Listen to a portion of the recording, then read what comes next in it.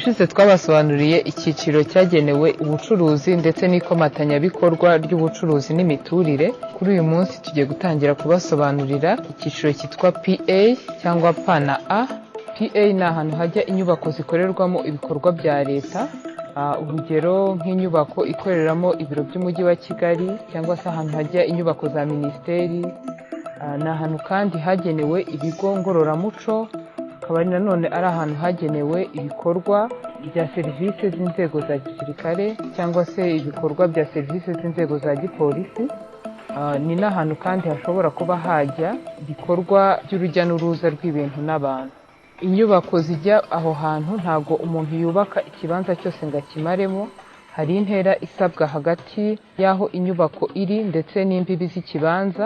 Intera isabwa imbere, umuntu avuye ku muhanda hasabwa byibuze metero 15, noneho ahandi hasigaye ku ruhande ndetse n'inyuma hagasabwa byibuze metero 10. Murakoze.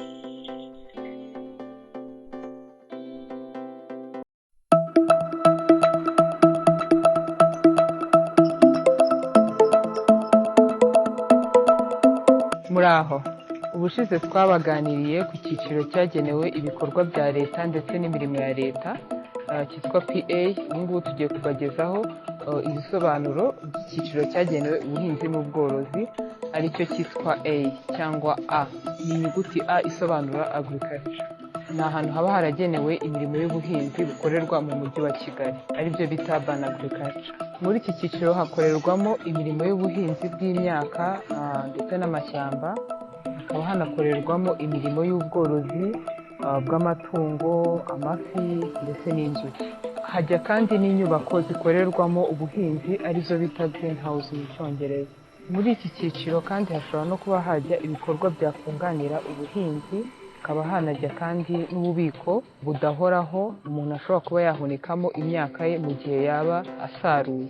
Hashobora kuba kandi hajya n'ibikorwa bitoya byatunganya umusaruro w'ubuhinzi ku butaka bwagenewe ubuhinzi butari munsi byibuze igice cya hegitari. Urugero nk'umuntu ashobora kuba yazana nk'imashini yatonora nk'umuceri, ikaba iri muri icyo gice cyagenewe ubuhinzi.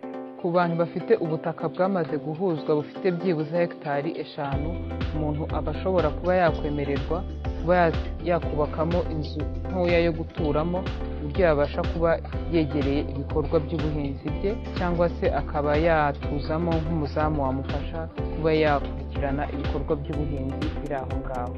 Murakoze.